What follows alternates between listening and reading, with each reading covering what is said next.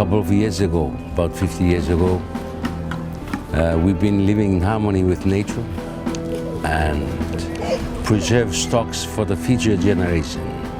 But not now anymore, because nature is no longer our friend. Climate change, climate variability and sea level rise are key issues that have concerned the people of Tuvalu for a long time because of the physical, economic and social impacts. Effectively addressing these issues and finding ways of mitigating their impacts and adapting to a new approach are major tasks involving all sectors of society. The National Adaptation Program of Action to Climate Change, or more commonly known as NAPA by the United Nations Development Programme UNDP and the Tuvaluan government, is one such project that is effectively addressing climate change adaptation activities for each of the islands of Tuvalu.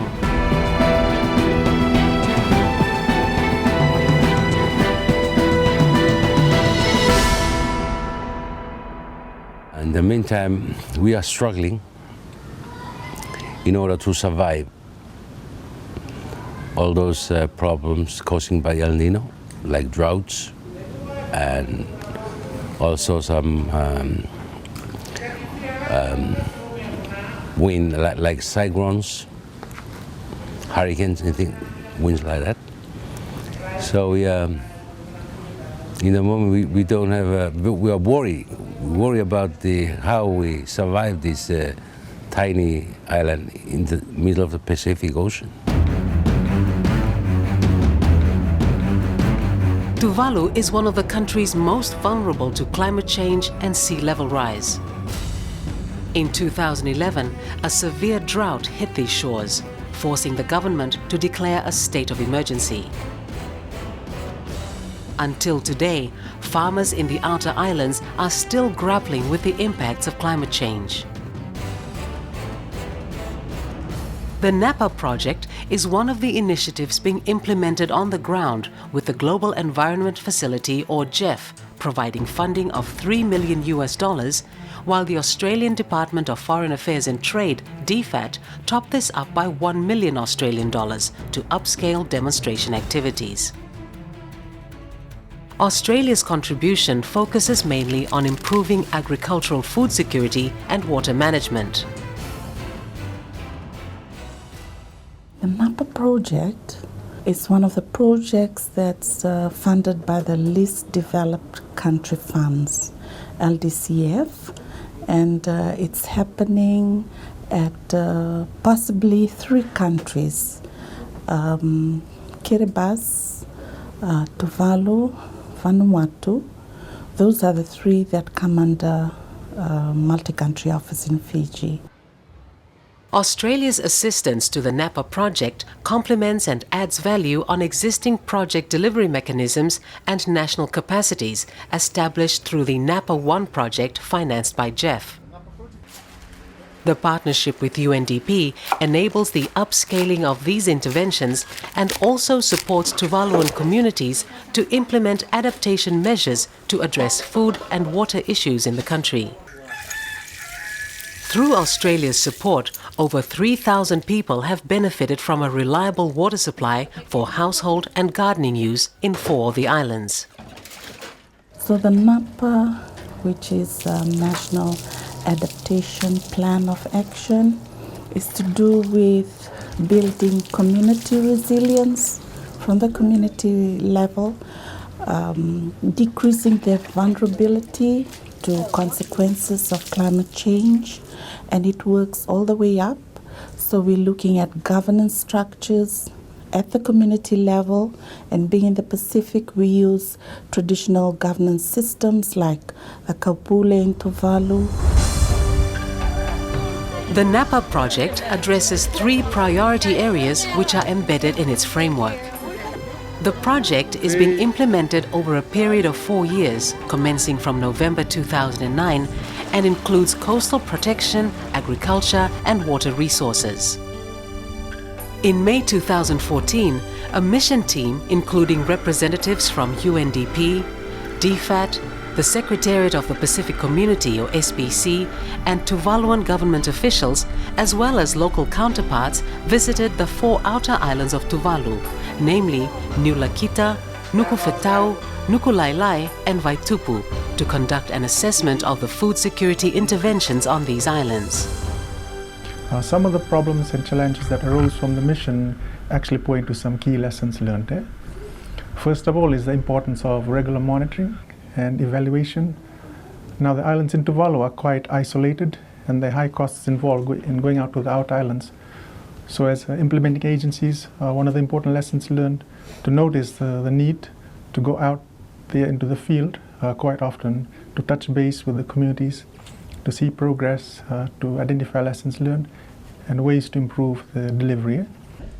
And on the recent mission in visiting these islands, some of the key lessons were picked up, and this comes back to a planning and implementation of the annual work plans.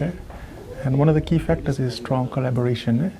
The NAPA project is implemented by the Department of Environment in touching areas of food security and water security and coastal adaptation. It covers sectors like lands, agriculture and the Public Works Department. So it's important for the project to liaise or collaborate with other government departments because the sectors, the activities are interlinked. This is at the national level, but at the community level to ensure that there's strong linkages with the island councils. The project focuses on increasing the protection of livelihoods in coastal areas from dynamic risks related to climate change and climate variability in all inhabited islands of Tuvalu. In Funafuti, it is extremely challenging with shifting weather patterns and limited space, which makes it more difficult to grow enough food. The poor soil, in Tuvalu is very hard to get rich soil to grow vegetables. So every time you are looking at growing vegetables, you have to get good soil from somewhere. And not only that, you have to get the good manures. If not all the residents are interested in growing their home gardens, but the problem is the knowledge on how to start, what to grow, what's need to be done in order to start a home garden. So I think workshops to cater for these will help the people who have no idea at all on what to do in starting a home garden.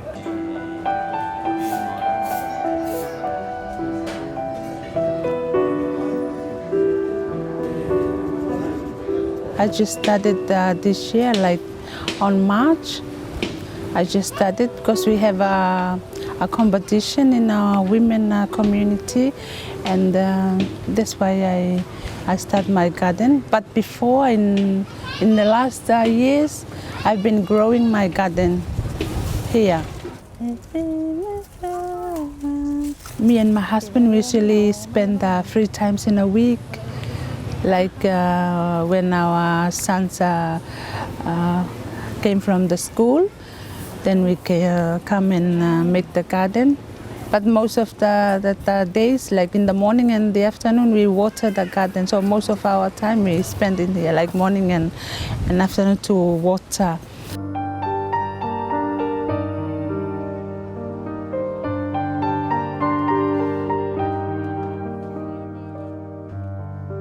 Backyard home gardening has become very popular in island atolls, where food security and water security is a challenge. In Funafuti and the outer islands, this is now a common sight, with most households owning a small home garden. Kiasi Longolongo, a retired seaman, is now a full-time farmer, looking after his pulaka pit and home garden with the aid of his family.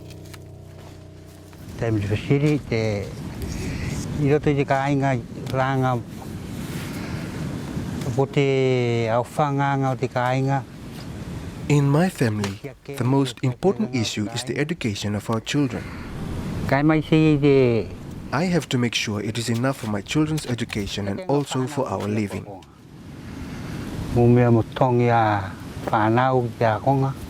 I have 2 days in a week to work on my pulaka plantation, and I also spend a day in my garden because it's just outside our home. Sometimes I don't do gardening because I have to go fishing.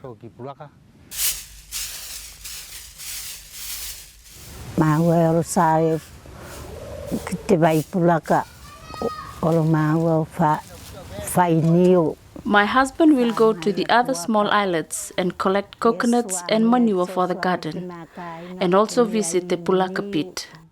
I also help him with digging the garden and planting. If we have excess from harvesting, we would sell it, and this also helps our family financially. Life on the islands is simple, yet often harsh. There are no streams or rivers, therefore the collection of rainwater is essential.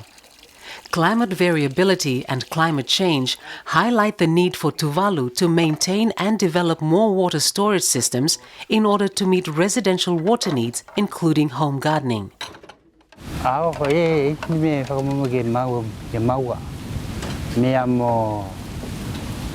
I thought of some things that we need from NAPA, things for watering plants, tools to soften the soil in the gardens, and most importantly, the tools and machines that can be used to get manure for the plants. What we're finding is about 5 or 6 key issues are coming out consistently throughout the islands. The number one issue seems to be a shortage of seedlings provided, which in a lot of cases has stopped the households from gardening. Actually, our observation is confirming that too. We see a lot of empty patches. So there's evidence that the household's been issued a fence under the project, but they've no longer got anything to grow. As the leader of the Women Island Council, I would really like to see all women on the island have their own gardens, because as we all know, it is very important to have a good and healthy lifestyle, especially for the well-being of our children.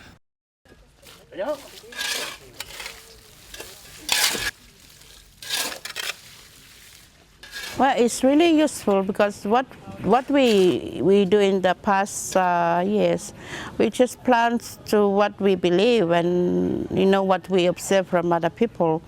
But now we have the knowledge now. I think I can apply what I get from this workshop to my garden without going and asking people, Water conservation efforts aren't only being driven at the household level. The local kaupules or town councils also have an important role to play. At the end of last year, we received some of the project from the NAPA about the food security, and so at the meantime, we are progressing with the project under the home gardening. So we already started the project early this year. So all the people now are having a home garden beside their house, and they are very interesting at the first time. By bringing in some program like the NAPA project, home garden, it needs a lot of water. So maybe there's another view been bringing up that the garden should be bringing with a tank so that it can provide enough water for the garden instead of using the tank that been planned for the household. Other projects recently, water tanks have been delivered to each household. So in the meantime, I think that's relieving the problem a little bit.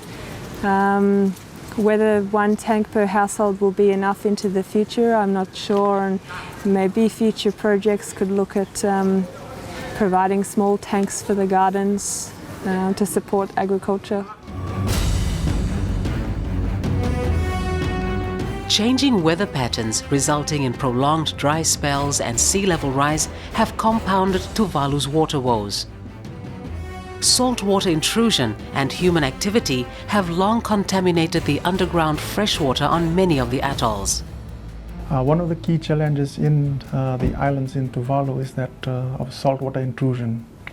So this affects the well-being of the pulaka plants. One of the activities that the NAPA project has supported is provided a concrete foundation or wall to grow these pulaka pits in this concrete structure. And from the discussions with some of the community members, what they've noticed is that the pulaka harvested from these artificial pulaka pits is turning out to be a little more sweeter and it grows a little faster. So the NAPA project has been able to support food security in that aspect.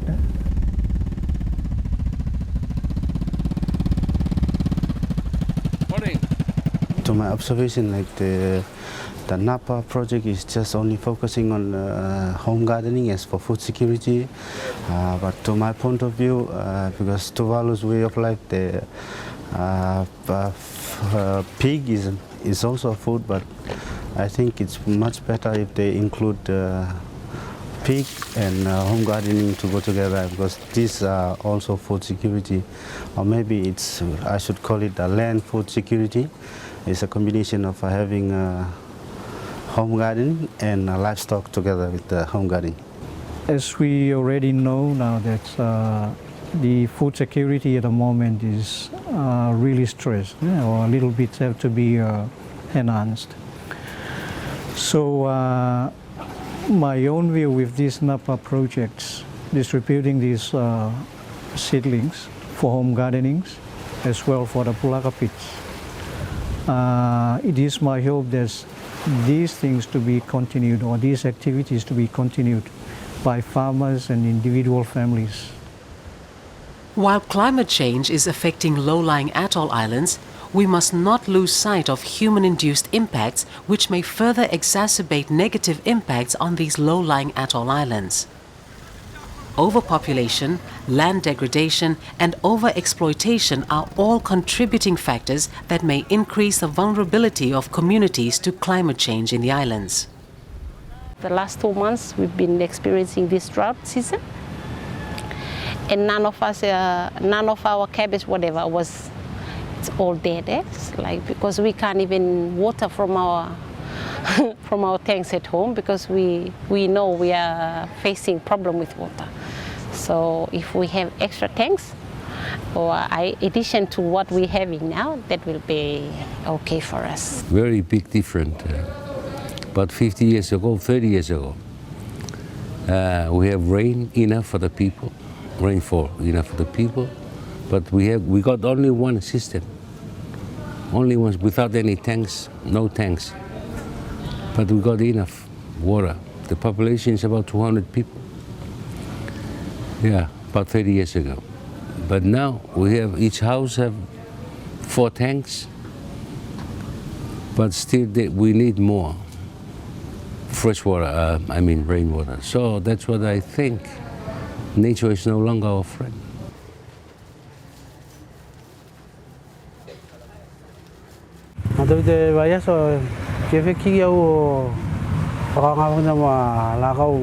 I want to thank you for this opportunity and hope that NAPA will fulfill its main objectives on the island.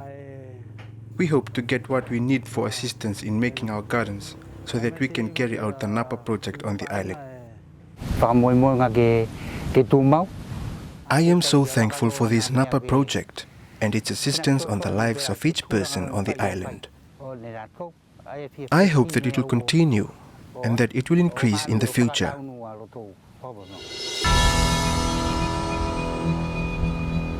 Tuvalu's food and water security challenges are by no means new, and those who live here are well regarded as a resilient people.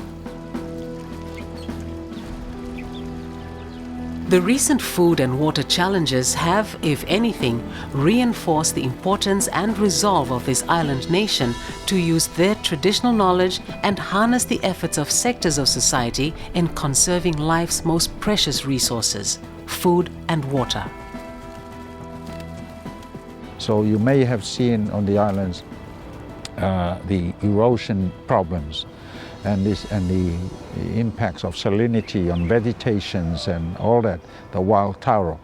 And these are issues that really need to be looked at in terms of providing alternative and sustainable sources of food on the islands with the resources coming out of the NAPA. Yeah, there's a very positive feeling about the project. Almost all people have said it's a positive project. They appreciate the assistance that it's provided to their communities. There's been some constructive criticism about the management of the project, but it's been largely very well received. And even though the shortage of seedlings has stopped people participating to their full extent, you can see how enthusiastic they are to continue. So it's really nice. I am so happy with this great assistance from UNDP. It is crucial to have partners or working in partners. From what I had experienced, that with partners you have the courage, or there is a sense of encouraging you to do the work and continue things. The resilience of the communities in Tuvalu is not a question. I believe they have a very strong resilience. I think the key issue here is trying to, as much as possible, link the activities of the NAPA 1+ project to the existing livelihoods and well-being of the communities here.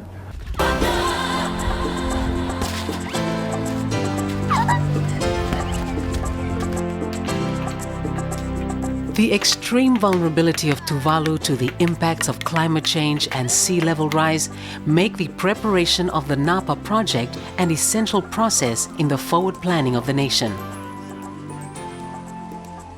The NAPA project can take advantage of the unique opportunity for sharing experience and expertise with the rest of its Pacific neighbors. It is a project that will help strengthen the adaptation capacity of an already resilient and vibrant society.